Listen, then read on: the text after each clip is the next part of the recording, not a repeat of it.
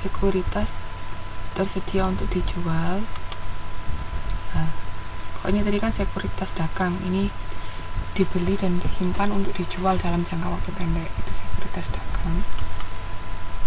Kalau sekuritas tersedia untuk dijual, obligasi dan saham dimiliki oleh perusahaan dengan maksud untuk dijual kembali tapi masih belum tahu kapan dijualnya, hanya tersedia untuk dijual. Terus kalau security dimiliki sampai jatuh tempo atau held to maturity securities, itu obligasi yang dibeli dan akan dipertahankan sampai jatuh tempo. Itu jenis-jenisnya, bisa dibaca sendiri ya, ini teori aja. Nah, kalau investasi saham ada metode harga pokok sama metode pemilikan. Kalau metode harga pokok itu saham perusahaan lain yang dibeli jumlahnya kurang dari 20%.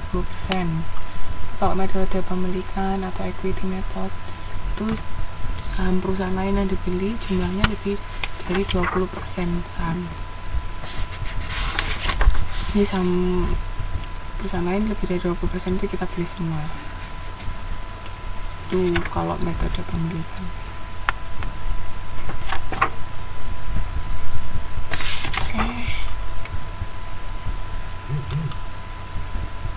Oke, sampai di sini untuk modul 9. Nanti dibaca-baca lagi. Kalau ada yang mau ditanyakan, monggo silakan.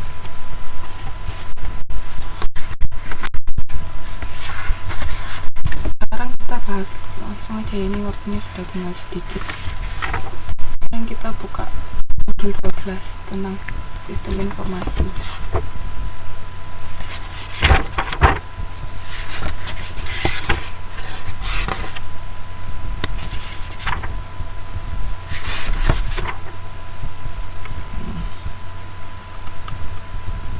Modul 12 itu tentang sistem informasi akuntansi.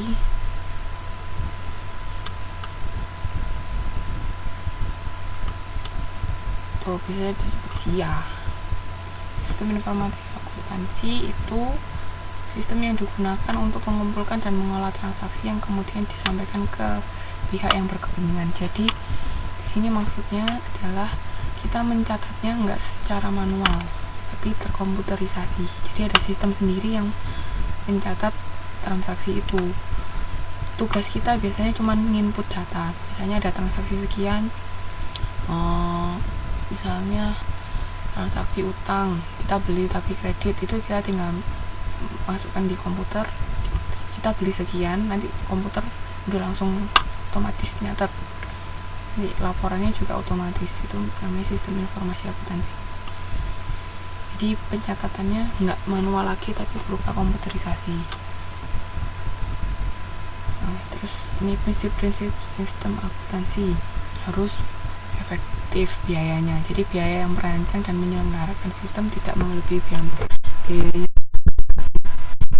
Saat kita bikin sistem itu, biaya yang kita keluarkan itu harus lebih sedikit dari manfaat yang kita dapatkan. Jangan sampai kita biayanya banyak tapi manfaat yang kita dapatkan nggak banyak. Jadi kegunaannya itu harus bermanfaat buat kita, jangan sampai sia-sia biaya yang kita keluarkan. Terus output yang manfaat sama dengan informasi. Nah, karakteristik dari informasi itu harus dapat dipahami, harus relevan, andal, tepat waktu, dan akurat. Jadi jangan sampai informasi yang kita dapatkan itu terlambat, itu kan nggak mungkin. Misalnya kita harusnya transaksi itu sekarang tapi kita dapat pencatatannya baru seminggu atau 2 minggu kemudian, itu kan sudah terlambat, nggak boleh. Oke. Terus fleksibilitas, sistem tersebut dapat memenuhi kebutuhan di masa depan dan memberikan sumbangan kepada tujuan individu dan organisasi. Jadi di sistem ini harus bermanfaat. Lalu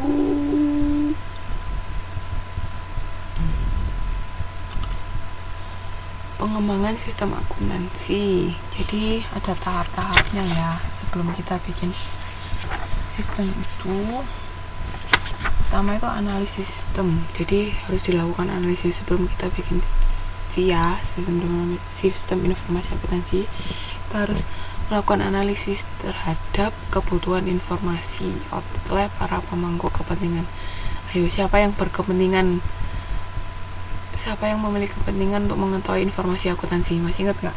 Ini awal-awal sudah saya jelaskan dulu.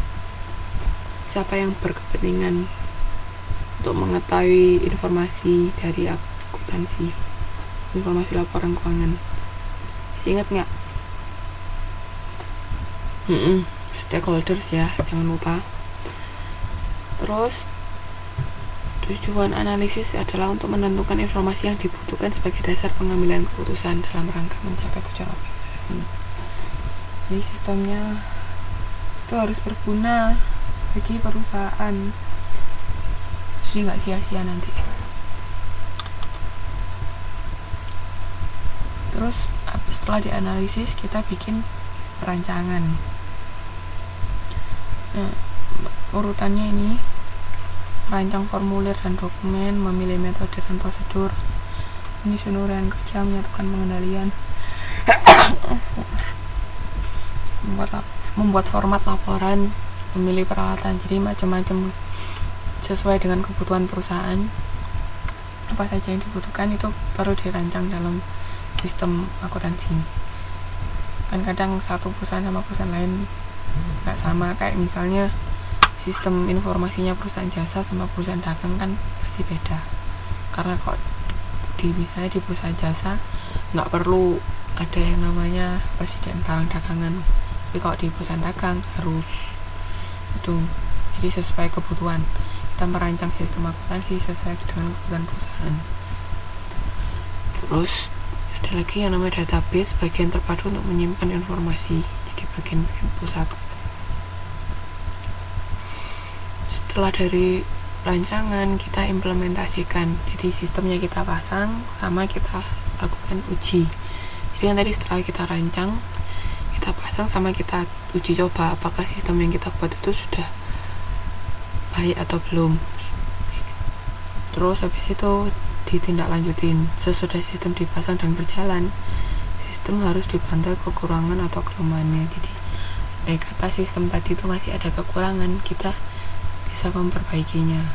Itu tindak lanjut. Jadi ada tahapannya, ada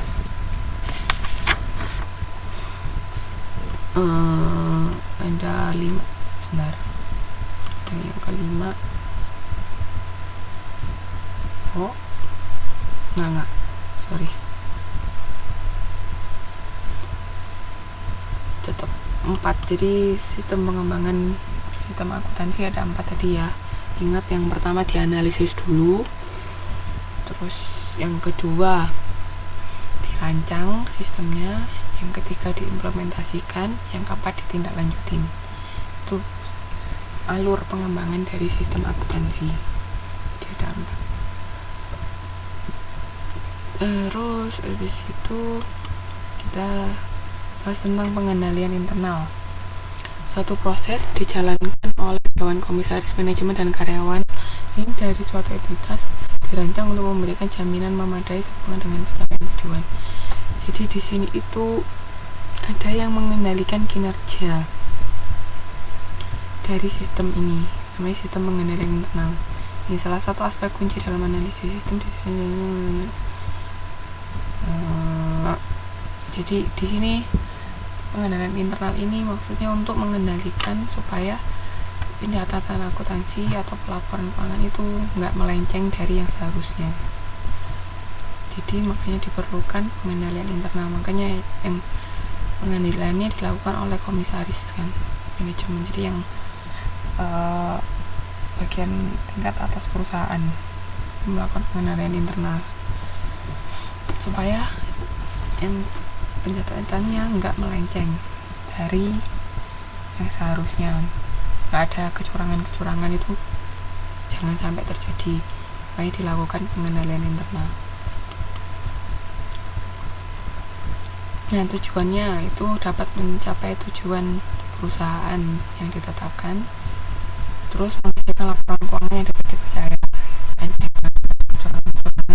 terus membuat mematuhi hukum dan